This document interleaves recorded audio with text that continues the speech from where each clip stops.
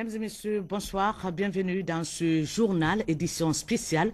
Actualité oblige, l'édition sera donc consacrée à la visite d'État et d'amitié du chef de l'État, le professeur Alpha Condé en Turquie, et l'accueil qui lui a été réservé ici même à Conakry. C'était donc aujourd'hui. Ceci dit, le président de la République a regagné Conakry cet après-midi après une visite de travail et d'amitié en Turquie où il a pris part au sommet des pays les moins avancés. Le professeur Alpha Condé a été accueilli au bas de la passerelle par le Premier ministre, chef de gouvernement. Il était également présent à l'aéroport international de Conakry-Bessia, les officiers supérieurs, les institutions nationales et internationales, ainsi que les membres du gouvernement. Mahamoudou Baré. Après une semaine passée à l'étranger, le président de la République a regagné Conakry. C'est aux environs de 13 heures que le vol transportant le chef de l'État a atterri sur le tarmac de l'aéroport de Conakry-Bessia. Il a été accueilli au bas de la passerelle par le Premier ministre, chef du gouvernement et le gouverneur de la ville de Conakry, qui l'ont aussitôt conduit devant le tricolore national.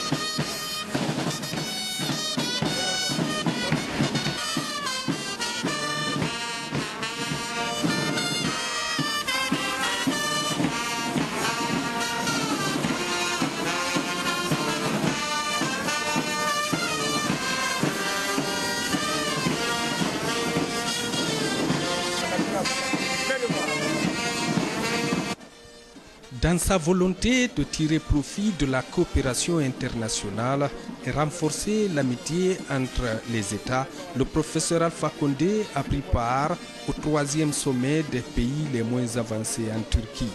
Un rendez-vous des chefs d'État pour discuter de l'avenir des nations en voie de développement afin de réduire la pauvreté.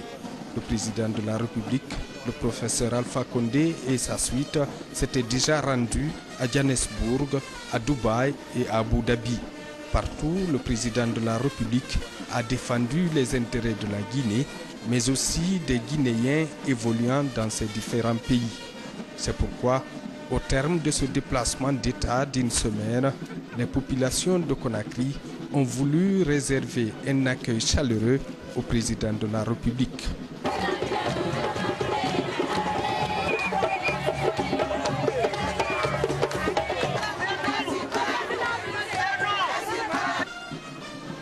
Ici, à l'aéroport, l'accueil était à la dimension de l'événement. Le professeur Alpha Condé a tout d'abord procédé à la revue d'un détachement militaire avant de serrer les mains des officiers supérieurs des forces armées guinéennes, les présidents des institutions républicaines, les ministres d'État, le cabinet du président de la République, les membres du gouvernement de Mohamed Saïb Fofana et les représentants des missions diplomatiques et consulaires accréditées en Guinée. Au salon d'honneur, le président de la République s'est prêté à nos questions. Mais en Turquie, est-ce qu'on peut savoir de quoi il a été question? Bon, à Istanbul, il s'agissait des pays les moins avancés parce qu'on avait prévu qu'il faut diminuer la pauvreté. Mais évidemment, le programme n'a pas été respecté. Il s'agissait de savoir comment faire en sorte que le taux de pauvreté diminue de moitié dans les pays les moins avancés. Mais avant d'aller à Istanbul, j'ai fait un arrêt en Afrique du Sud parce que je voulais me concerter avec mon ami Zouma parce qu'il y a beaucoup de problèmes sur lesquels on devait se concerter. Et d'Istanbul, j'ai été à Dubaï et à Abu Dhabi pour un peu rencontrer les autorités et les hommes d'affaires pour amener le maximum d'hommes d'affaires en Guinée. Monsieur le Président, quelle a été la participation de la Guinée au sommet de Istanbul? Bon, la Guinée a participé à plusieurs niveaux. D'abord, il y avait plusieurs ministres, le ministre de l'Habitat, le général Maturin, le ministre de l'Industrie, Madame Ba, le ministre de la Coopération, Koutoubou, et moi-même. J'ai rencontré le président turc avec lequel je souhaitais qu'on établisse rapidement des rapports d'État-État. Ils ont déjà nommé un ambassadeur qui va arriver bientôt. Nous aussi, nous allons nommer un ambassadeur. Nous avons décidé aussi de renforcer la coopération entre la Turquie et la Guinée. Mais comme ils ont des élections en juin, la commission mixte paritaire va se tenir après les élections qui vont avoir lieu dans la première quinzaine de juin. La dernière question, Monsieur le Président. Est-ce que vous avez pu rencontrer des Guinéens pendant ce périple? J'ai rencontré les étudiants. J'ai eu malheureusement le constater que depuis 2 ans, ils n'ont touché leur bourse que pour la moitié de l'année. Donc nous avons pris des dispositions pour en sorte que payer la moitié de l'année. Parce que ce n'est pas normal de laisser les étudiants sans bourse. On vous a dit aussi que j'ai été évacué sur l'Afrique du Sud malade. Et les gens qui ont peur du changement et qui pensent que je suis malade, il faut qu'ils se donnent, il faut qu'ils acceptent le changement et que je suis en très bonne santé et que je suis là pour longtemps jusqu'à ce que les promesses que j'ai tenues au gouvernement guinéen, au peuple de Guinée soient remplies. Donc il vaut mieux qu'ils cessent leur manigance parce qu'ils échoueront et que grâce à Dieu, je m'en porte très bien et je me porterai très bien jusqu'à ce que je remplisse les promesses que j'ai tenues au peuple de Guinée, c'est-à-dire le changement et le développement de la Guinée. Après cet entretien, le président de la République a marché pour saluer de nombreuses personnes venues l'accueillir ici à l'aéroport. Ensuite, il s'embarquera pour le palais du peuple.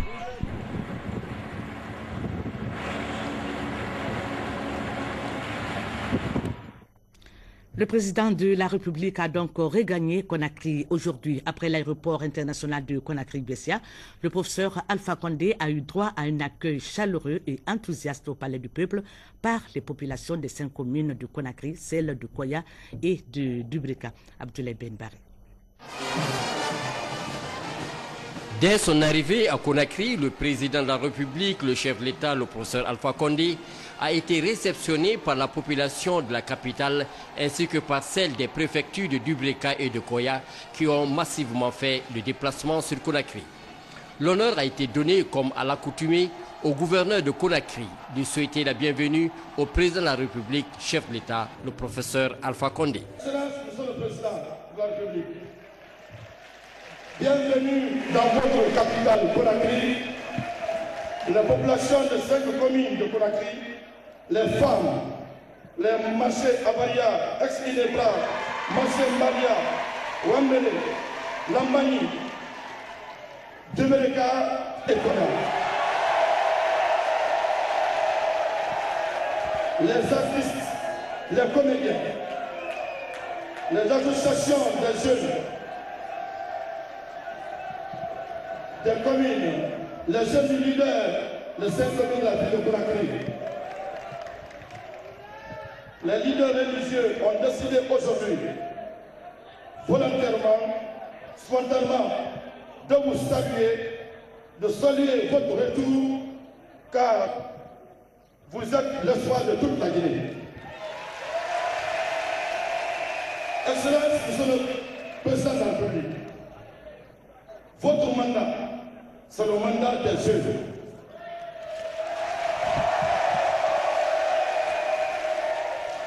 Mandat des femmes et des paysans. C'est soleil. Ils sont massivement sortis pour nous accueillir. Bienvenue au président professeur Alpha Condé. Vive la Guinée, vive le changement, que Dieu bénisse la Guinée et les Guinéens. Je vous remercie. Dans sa réponse au discours de bienvenue du gouverneur de Conakry, le président de la République a passé en revue son parcours d'État en Turquie et en Afrique du Sud. Le message envoyé à ses homologues a renfermé les grands objectifs de changement amorcés par la Troisième République. L'on se rappelle, à sa prestation de serment, le professeur Alpha Condé a hautement proclamé du haut de la tribune « La Guinée is back ». S'adressant au peuple de Guinée, à l'Afrique et au reste du monde, le professeur Alpha Condé a démontré et prouvé qu'il a bel et bien tendu la main de la Guinée à tous ceux qui veulent investir en Guinée dans l'intérêt absolu du peuple.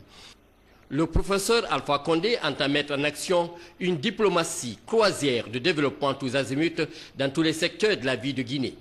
Mettant l'accent sur la diplomatie guinéenne, redynamisée et renforcée, le chef de l'État a déclaré qu'il est le commis voyageur du peuple de Guinée avant de dire que son peuple connaîtra très bientôt les résultats des audits effectués par le gouvernement de la Troisième République. Je suis parti de Conakry. Comme c'était la nuit, je n'ai pas voulu déranger et j'ai dit de ne pas faire d'annonce à la télévision, à la radio. Ceux qui sont contre le changement et qui pensent que le changement ne va pas lieu ont crié que j'ai été évacué très malade sur l'Afrique du Sud. J'ai promis au peuple du Guinée le changement. Ceux qui rêvent d'un retour en arrière se trompent. Non, la Guinée ne reviendra plus en arrière.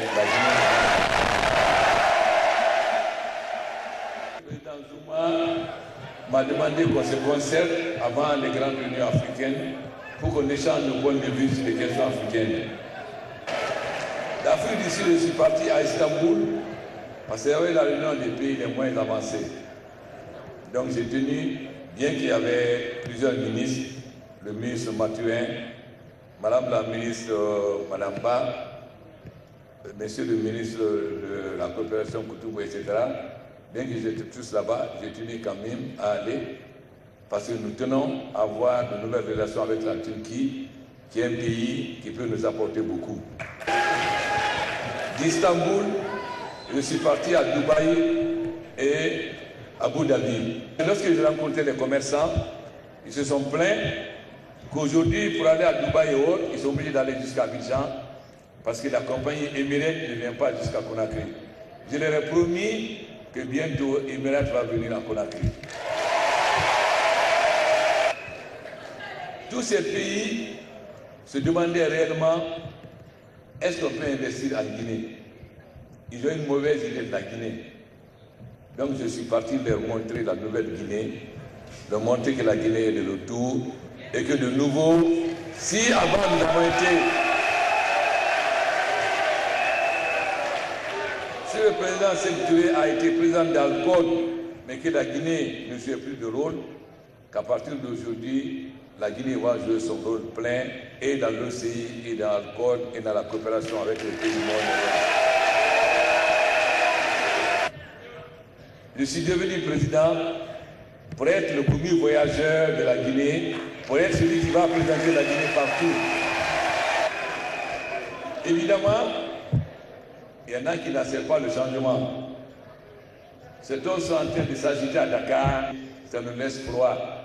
Ici, c'est la Guinée et nous trouverons là. Comme ils savent qu'ils ne peuvent rien contre le pouvoir, il faut qu'ils disent que le président est malade, il a été évacué, il a été ceci, il a été cela. On a laissé les ennemis de la Guinée tenir le site, raconter n'importe quoi. On ne s'en est pas occupé, parce que notre problème, c'est de résoudre les problèmes du peuple de Guinée. L'année dernière, avant les élections, j'ai reçu la Chambre des mines. Ils expliquaient leur politique. Je leur ai posé une seule question. Comment vous pouvez expliquer qu'avec toutes les richesses de la Guinée, que les mines, dans la totalité, ne rapportent que 120 millions de dollars à la Guinée, c'est-à-dire un pourboire. Nous avons dit que les miniers qui ont signé des contrats sans nous doivent payer une amende. Ils ont payé. Les autres aussi vont payer. Et à partir de maintenant, nous serons actionnaires. Aujourd'hui, d'Amérique latine en Afrique, tout le monde dit, nous allons suivre l'exemple de la Guinée. Parce que ce que nous avons obtenu de Rio Tinto, aucun pays minier n'a obtenu ça d'une société minière. C'est une première. Alors, restez tranquilles. Beaucoup de gens qui s'agitent, Jeddah Folkaria, beaucoup vont fuir. Pourquoi? Parce que nous avons publié les résultats des audits. Le message du président de la République en direction du peuple de Guinée, de l'Afrique et de la communauté internationale reste ainsi une bréviaire. Voilà, le professeur Alpha Condé était donc à Istanbul, la capitale économique turque, qui a abrité cette année la 4e réunion des Nations Unies pour les pays les moins avancés. Le professeur Alpha Condé était donc en Turquie pour relancer, redynamiser cette coopération entre la Guinée et les pays frères et amis. Le reportage de Sanassi Keita. Cela fait 40 ans maintenant, alors que la communauté internationale s'est mobilisée pour accorder une place de choix à la question des PMA, pays les moins avancés, dans son programme de développement. Depuis, tous les 10 ans, cet engagement n'a pas permis d'atteindre les résultats escomptés en dépit des efforts soutenus déployés de part et d'autre, notamment par les PMA eux-mêmes. Aujourd'hui, les chefs d'État, ministres et hauts fonctionnaires, parlementaires, chefs d'agences de l'ONU, institutions de Bretton Woods, secteurs privés et organisations de la société civile, ainsi que les personnalités éminentes chargées des questions de développement, se mobilisent ici à Istanbul, la capitale économique turque, pour discuter des défis du développement auxquels font face les pays les plus pauvres et les plus vulnérables dans le monde, en vue d'adopter une stratégie pour promouvoir leur développement durable pendant la prochaine décennie. Du haut de cette tribune de la salle de conférence des PMA d'Istanbul, le président de la République, le professeur Alpha Condé, en compagnie d'une forte délégation gouvernementale, s'est félicité du rôle important que joue la communauté internationale auprès des PMA pour leur évolution rapide, ce qui dénote ainsi de sa volonté à extirper son pays du rang des PMA. Monsieur le Président, Excellences, Messieurs les chefs d'État et de gouvernement, Excellences, Mesdames et Messieurs les chefs de délégation, Mesdames et Messieurs, il m'est agréable de prendre la parole aujourd'hui devant cette auguste assemblée pour vous transmettre le message de fraternité et d'amitié du gouvernement et du peuple de Guinée. En cette circonstance solennelle, je tiens à exprimer au gouvernement et au peuple frère de la Turquie la profonde gratitude de ma délégation pour la chaleur de l'accueil dont elle a fait l'objet depuis son arrivée dans cette ville historique et fascinante d'Istanbul. De même, me plaît-il de souligner pour les apprécier les efforts louables du pays hôte et des Nations Unies qui ont fait preuve d'efficacité et de dynamisme pour assurer la réussite aussi bien des préparatifs que de la parfaite organisation des présentes assises. Monsieur le Président, il y a 40 ans, la communauté internationale se mobilisait pour accorder une place de choix à la question des pays les moins avancés dans son agenda de développement. Depuis, quoique renouvelé tous les 10 ans, cet engagement n'a pas permis d'atteindre les résultats escomptés en dépit des efforts soutenus déployés de part et d'autre, notamment par les PMA eux-mêmes. Ainsi, au lieu de se raccourcir, la liste des PMA s'est allongée. Dans ce contexte, l'évaluation de la mise en œuvre du programme d'action de Bruxelles offre un tableau mitigé marqué par des progrès notables variant d'un continent à l'autre, d'un pays à l'autre et d'un secteur d'activité à l'autre. Globalement, le bilan de ce parcours fait apparaître un certain dynamisme dans le nombre de PMA, se traduisant par des progrès indéniables, notamment en matière de gouvernance démocratique, de santé, d'éducation, d'autonomisation des femmes. Au plan politique, une évolution remarquable en termes d'extension de conflits, de stabilité, de conciliation selon de la paix et de renforcement des institutions mérite d'être soulignée. Ma délégation demeure toutefois convaincue que ces résultats encourageants seraient illusoires s'il n'avait pas de pair avec des avancées significatives dans le processus de développement socio-économique et notamment dans la réalisation d'objectifs primordiaux d'élimination de la pauvreté et de... Or, à ce jour, force est de constater que l'atteinte de cet objectif est largement en deçà des attentes. Dans la majorité des pays qui figurent dans la liste des PMA, le fléau est toujours persistant. Bien qu'il ait reculé de 60,4% à 53,4%, les 3 quarts de la population vivent sous le seuil de la pauvreté, avec moins de $1 par jour. Plus de 300 millions de personnes vivent dans l'insécurité alimentaire en Afrique, continent qui regroupe la grande majorité des PMA. De plus, de nouvelles menaces qui compromettent le développement durable des PMA viennent s'ajouter aux problèmes de longue date que sont, entre autres, la forte dépendance des sources extérieures de financement, la marginalisation des internationaux et dans l'accès aux nouvelles technologies de l'information et de la communication, le poids de la dette, la faiblesse structurelle chronique, la conjonction de la dernière crise financière et des crises alimentaires et énergétiques constituent à cet égard un défi sans précédent. Les conséquences des changements climatiques exacerbent la situation en exacerbant la vulnérabilité de ces pays face aux chocs externes.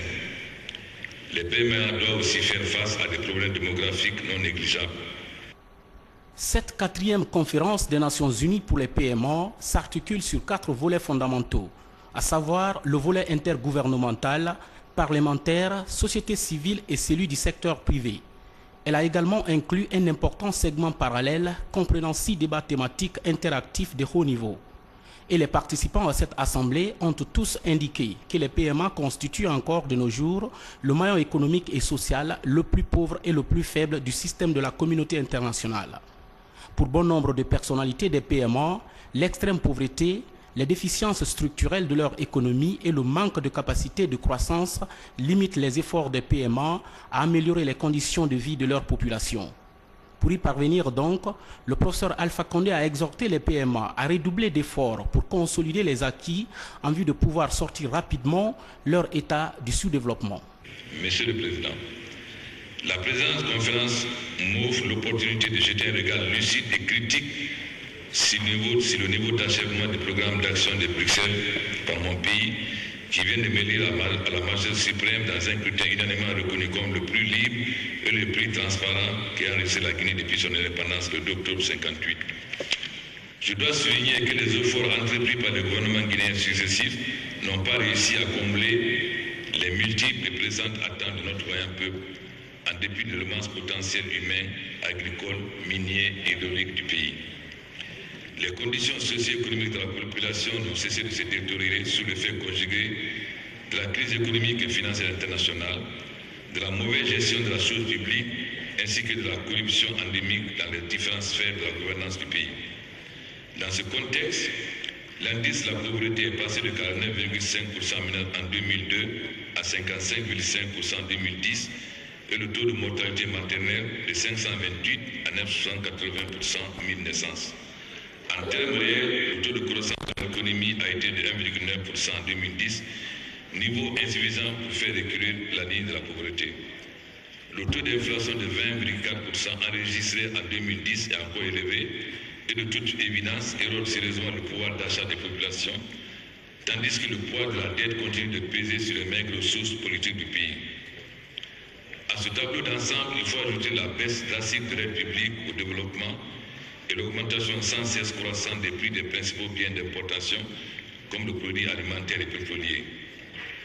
À la lumière de ce constat, j'ai instruit le gouvernement à s'attaquer résolument aux causes profondes de la pauvreté et à mettre en place le cadre politique, institutionnel et de gouvernance favorable à l'émergence de la renaissance de la Guinée.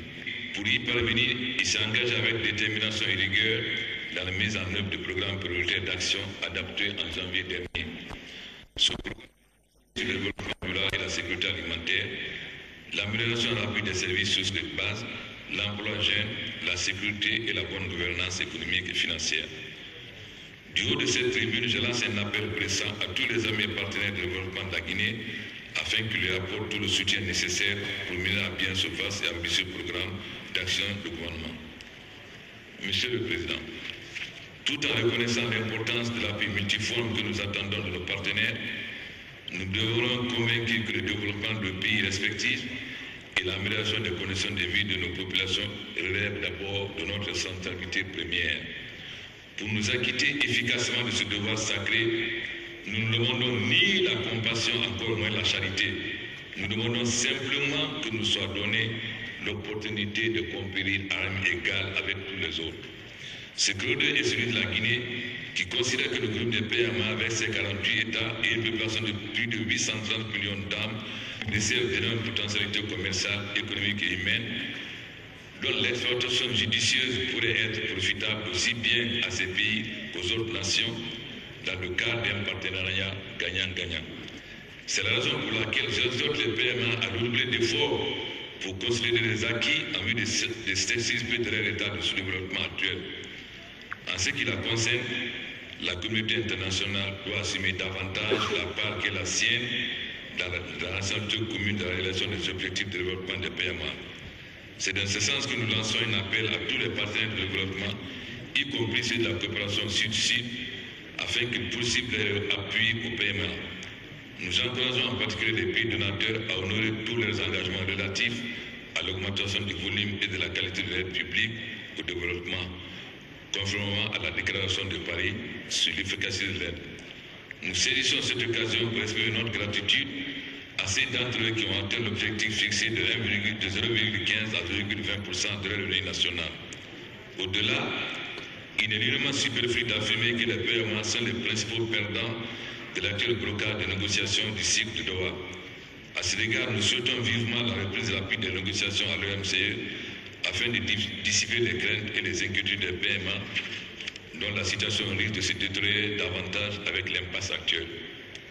Monsieur le Président, le programme d'action d'Istanbul que nous nous préparons à adopter a pour projet et ambition d'aider au moins la moitié des PMA à ne plus figurer sur la liste de cette catégorie dans 10 ans.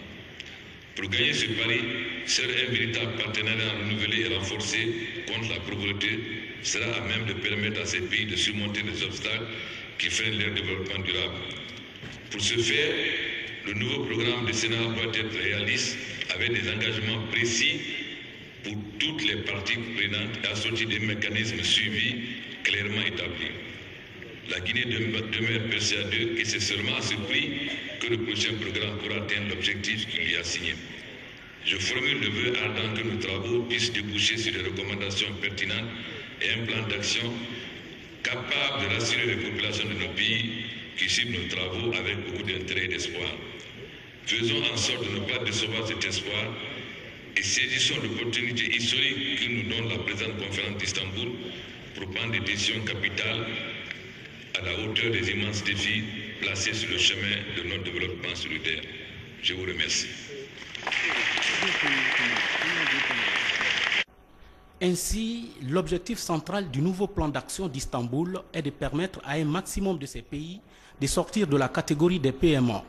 On appelle ça tout simplement graduation.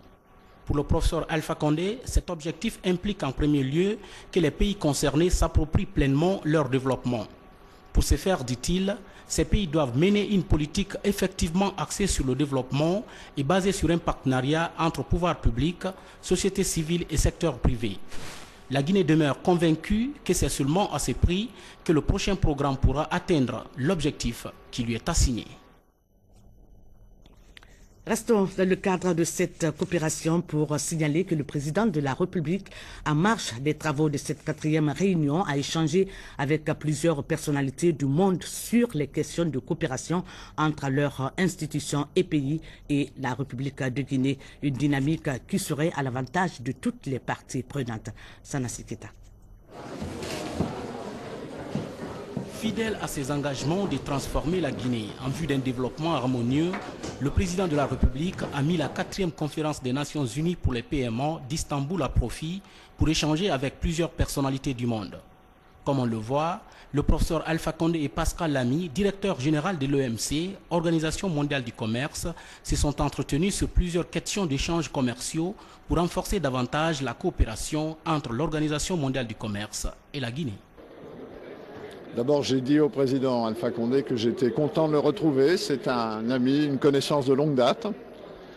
Et donc, ce sont les hasards de la vie qui font qu'on se retrouve dans une position où je parle pour le commerce mondial et il parle pour son pays.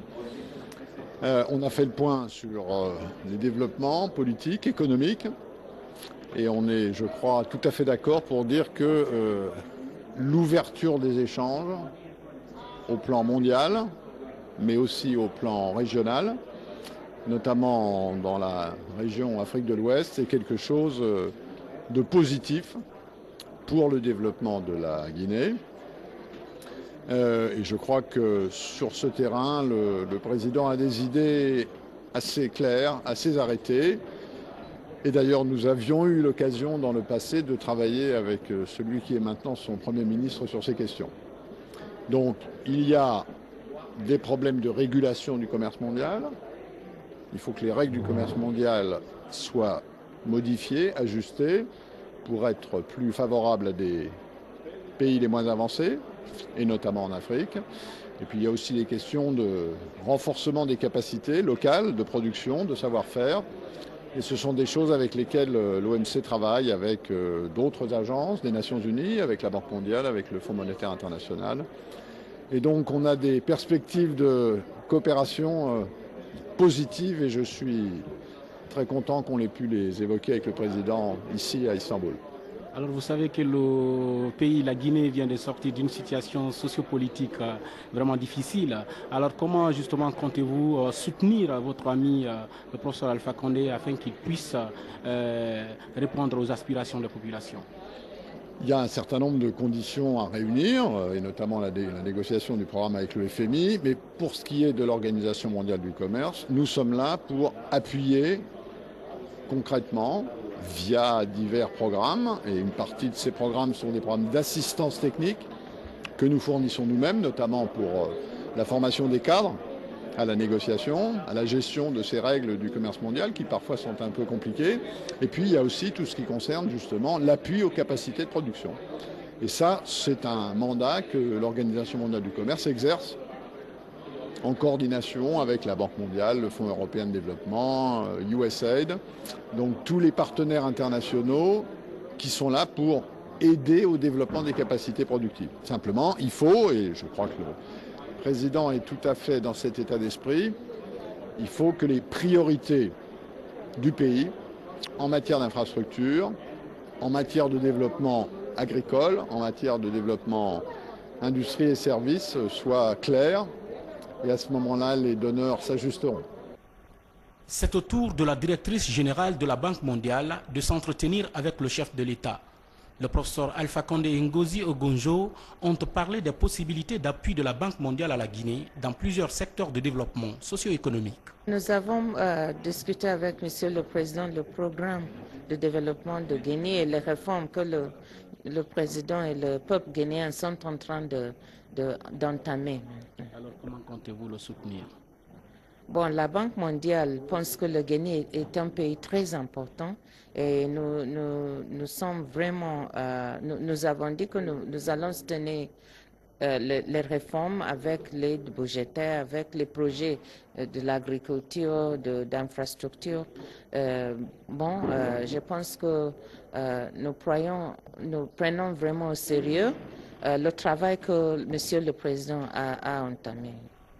Haute audience du chef de l'État, ce sont celles accordées aux secrétaires généraux de l'OCI, Organisation de la Conférence islamique, et du groupe des États d'Afrique, des Caraïbes et du Pacifique, avec des objectifs bien clairs. Well, we had a wonderful meeting with the President. This is the first encounter I have with him after he assumed his office as President. Il a eu une rencontre très fructueuse avec le Président. C'est la première rencontre avec le Président après son élection.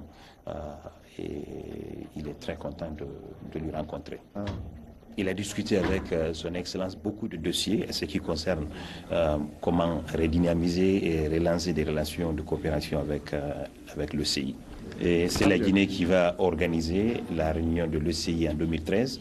Et ce qui fait qu'il est très important qu'il soit en contact avec le président de la République pour pouvoir discuter en détail ce que l'OCI peut faire pour la Guinée. L'OCI souhaite que la Guinée va se développer très vite. Le fait qu'ils ont un président de cette qualité à la tête de la nation et que ça va apporter beaucoup de choses pour le pays.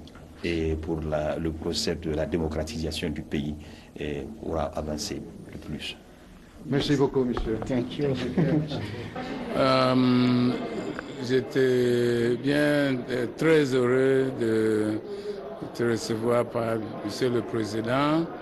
Je l'ai félicité parce que c'est la première fois que je vois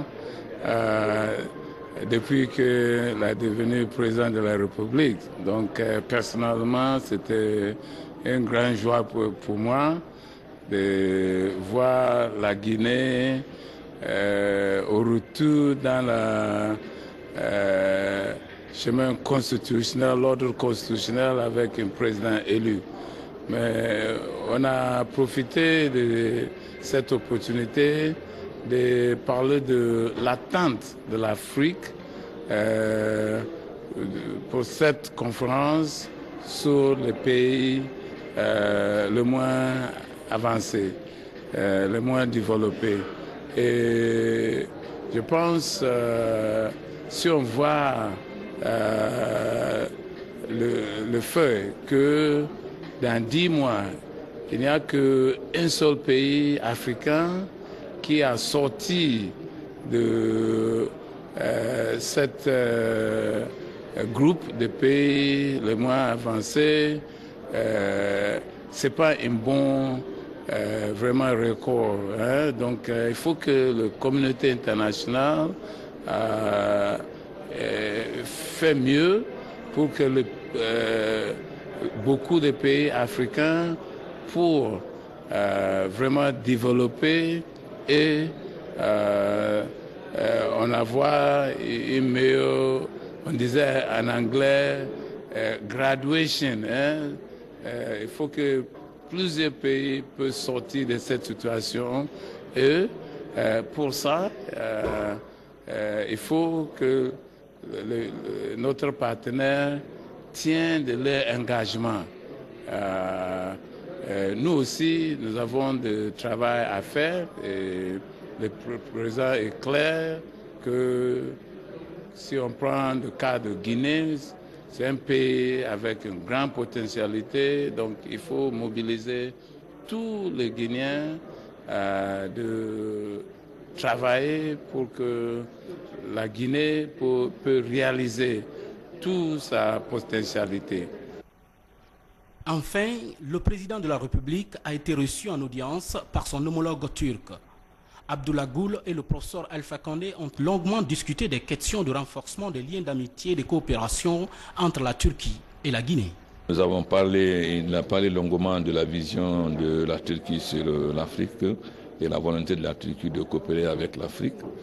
Et en contrepartie, je lui ai demandé, étant donné notre situation où nous sommes encore sous les conditions du Fonds monétaire qui ne permettent pas d'avoir des crédits en dehors des taux concessionnels, je lui ai demandé de nous aider à avoir un accord avec Exim Bank pour pouvoir financer à des taux concessionnels, c'est-à-dire 1,9% sur 30 ans, les sociétés turques qui vont venir construire des logements sociaux, etc.